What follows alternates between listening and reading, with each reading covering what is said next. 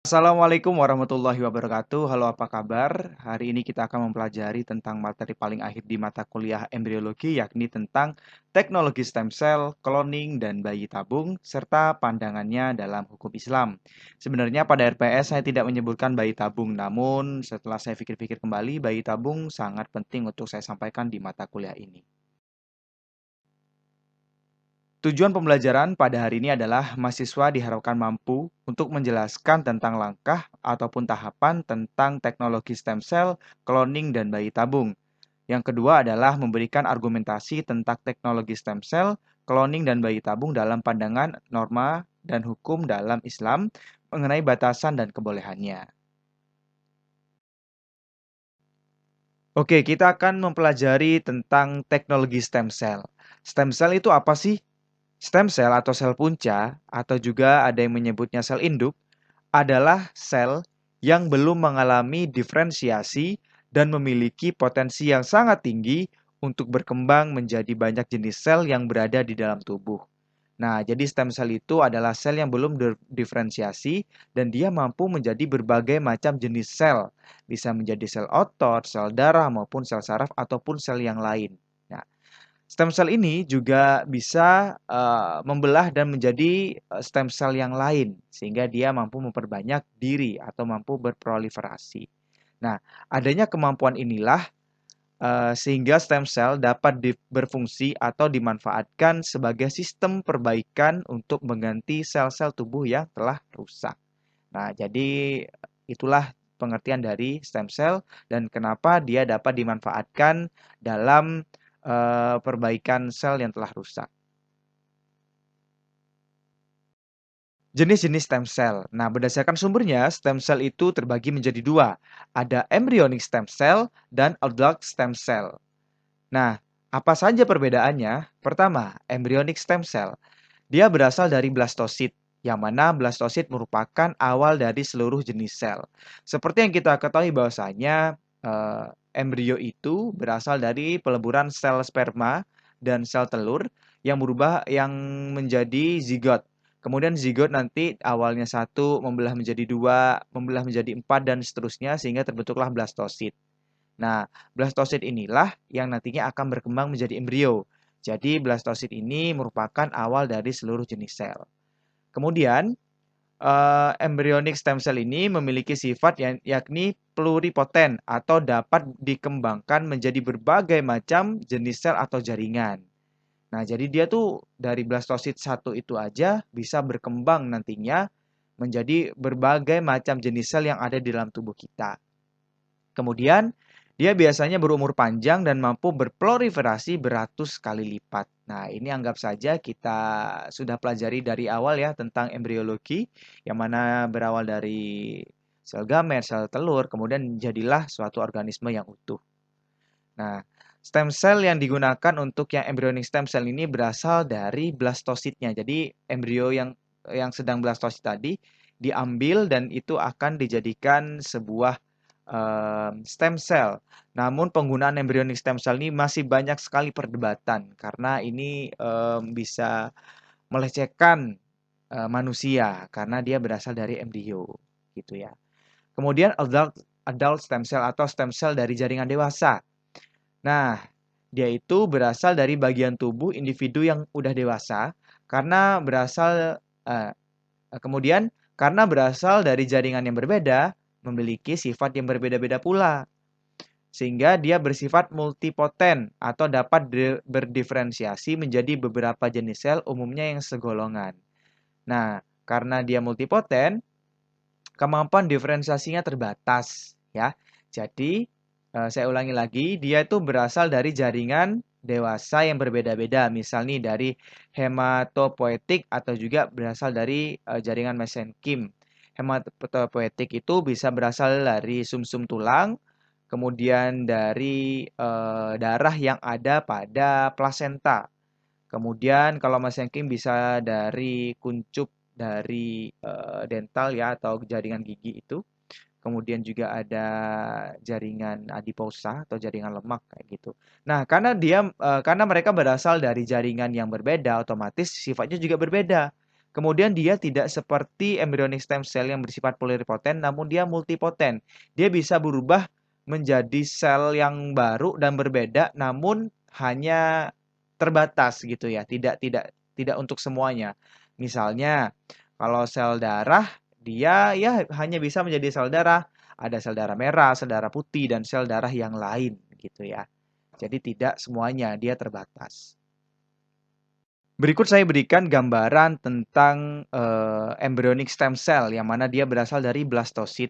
Nah, dari gambar ini kita bisa perhatikan bahwa stem cell ini mampu berdiferensiasi dan berubah menjadi sel-sel yang ada di seluruh tubuh kita. Nah, jadi dia bersifat pluripoten. Bisa menjadi neuron, jaringan epitel, kondrosit, sel darah, dan sel-sel yang lain. Nah, namun seperti yang saya katakan, untuk pemanfaatan blastosit ini sebagai stem cell ini banyak sekali perdebatan.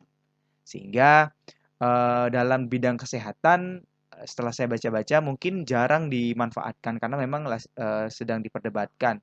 Karena ini bisa melanggar etika memanfaatkan embrio manusia sebagai objek penelitian gitu ya.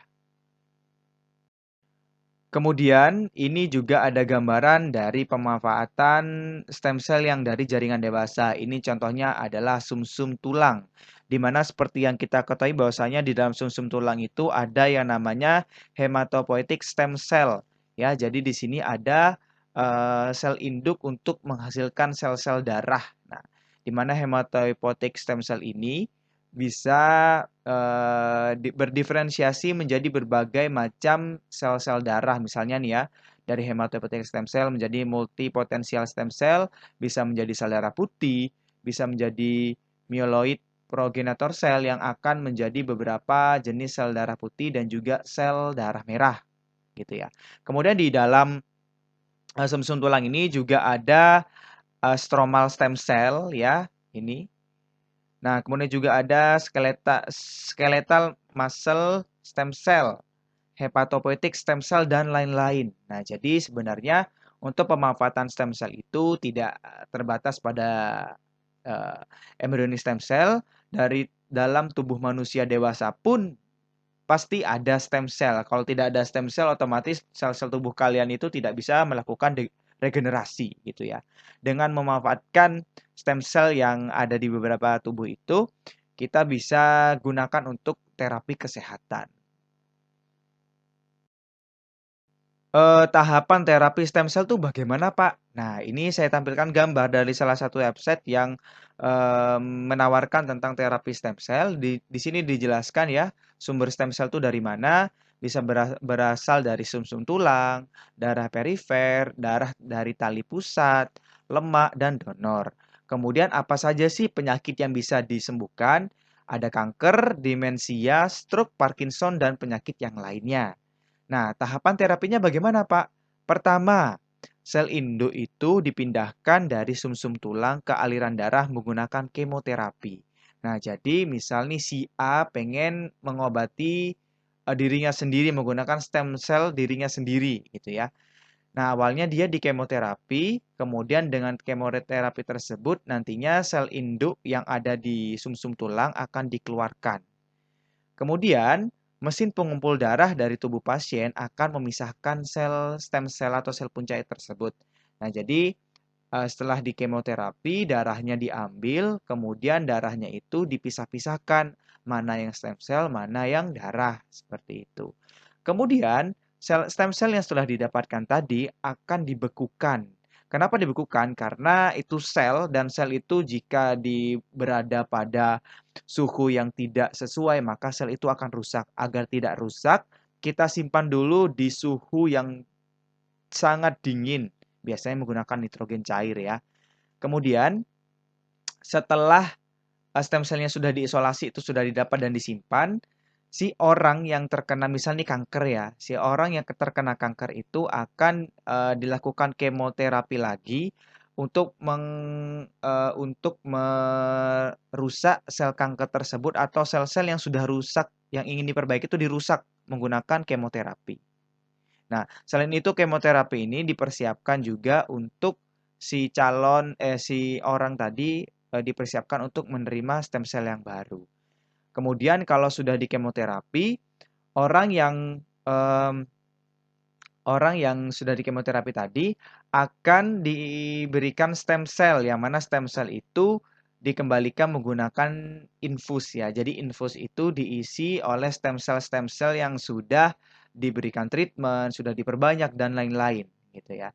Kemudian dia diinfus. Kemudian setelah diinfus tadi otomatis tubuhnya akan menerima banyak stem cell, kemudian barulah masa pemulihan. Nah, metode dari stem cell itu ada dua ya, ada autolog, yakni menggunakan sel-sel punca yang berasal dari tubuh pasien yang diambil dan dibekukan serta disimpan sebelum pasien memulai terapi. Nah, jadi kalau autolog dia tuh stem cell-nya berasal dari dirinya sendiri. Kemudian juga ada allogenik, tipe sel menggunakan sel punca pendonor, biasanya dari relawan atau kerabat. Transplantasi digunakan jika transplantasi ini digunakan jika transplantasi autolog tidak berhasil. Nah, jadi kalau allogenik itu berasal dari stem cell orang ya atau pendonor. Seperti donor darah lah ya, seperti itu istilahnya. Nah, namun ini digunakan apabila stem cell autolog itu tidak berhasil. Nah, di sini ada beberapa risiko yang bisa terjadi ya. Ada perkembangan sel punca dapat menjadi tidak teratur. Kemudian sistem kekebalan tubuh pasien menganggap sel punca dari donor itu sebagai benda asing sehingga ditolak ya. Kemudian menimbulkan infeksi, kemudian juga akan terjadi kegagalan transplantasi sel punca. Nah, ini adalah beberapa risiko. Namun beberapa risiko ini bisa dihindari dengan pengecekan ataupun persiapan yang lebih matang. Kayak gitu. Kemudian di sini juga ada iklan ya. Di sini contohnya dosis terapi stem cell. Stem cell itu bisa 1 sampai 2 juta kilogram berat badan pasien. Jika berat badan pasien 50 kilogram, maka dosis terendah adalah 50 juta stem cell dan dosis tertinggi adalah 100 juta stem cell. Nah, ini adalah takaran dosisnya. Kemudian harganya berapa, Pak? Harganya itu cuma ya 1,5 rupiah per sel. Namun ini mungkin terlihat murah, namun jika yang kita gunakan atau kita butuhkan dalam terapi itu sekitar 75 sampai 150 juta stem cell, maka silahkan dikalikan sendiri. Gitu ya. Ini merupakan gambaran dari tahapan, kemudian juga gambaran dari harga ataupun dosis yang kita gunakan apabila melakukan terapi stem cell. Oke, berikutnya tentang stem cell dalam perspektif Islam, yang mana ini saya dapatkan dari skripsinya Mas Purkon, yang merupakan mahasiswa Fakultas Syariah dan Hukum UIN Jakarta yang dilakukan pada tahun 2017. Nah, terapi stem cell yang saya pertegas ini adalah adult stem cell ya, bukan embryonic stem cell, bagi pasien penderita penyakit kronis yang tidak memiliki opsi penyembuhan lain, maka hukumnya mubah atau diperbolehkan. Hal ini berdasarkan pada satu, dalam keadaan darurat atau bisa mengancam keselamatan, maka pengobatan ini diperbolehkan. Hal ini mengacu pada sebuah riwayat yang berasal dari Abdurrahman bin Tarafah RA yang menyatakan atau yang berbunyi bahwa kakeknya Arfajah bin Ash'ad pernah terpotong hidungnya pada perang Kulab. Lalu ia memasang hidung palsu dari logam perak. Namun hidung tersebut mulai membau, yakni membusuk. Maka Nabi Shallallahu Alaihi Wasallam menyuruhnya untuk memasang hidung palsu yang berasal dari logam emas. Nah, di sini dapat diketahui bahwasanya sebenarnya penggunaan emas pada laki-laki itu kan dilarang. Namun karena tidak ada opsi lain, maka menggunakan emas itu diperbolehkan. Nah, itu yang diambil sebagai dasar penggunaan stem cell. Kemudian, bahan yang diekstraksi atau stem cell yang yang misalnya berasal dari pendonor itu terus diproduksi. Nah, jadi jika kita minta dikit aja itu kemudian kita kembangkan itu tidak akan menimbulkan sesuatu yang terjadi begitu vital bagi si pendonor gitu dan stem cell itu terus diproduksi. Kemudian juga ada unsur ta'awun atau saling tolong-menolong antara pendonor dan resipien dalam kebaikan. Nah, adanya hal-hal inilah yang dapat digunakan sebagai dasar diperbolehkannya stem cell, namun pada pasien yang benar-benar kronis dan tidak ada alternatif lain.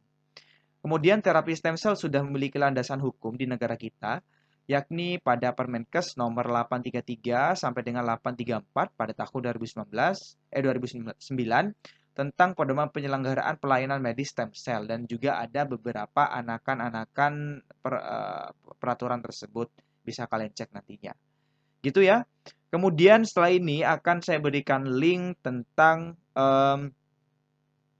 bagaimana sih terapi stem cell di Indonesia, kemudian bagaimana sih animasi tentang stem cell itu sendiri, akan saya tampilkan setelah ini.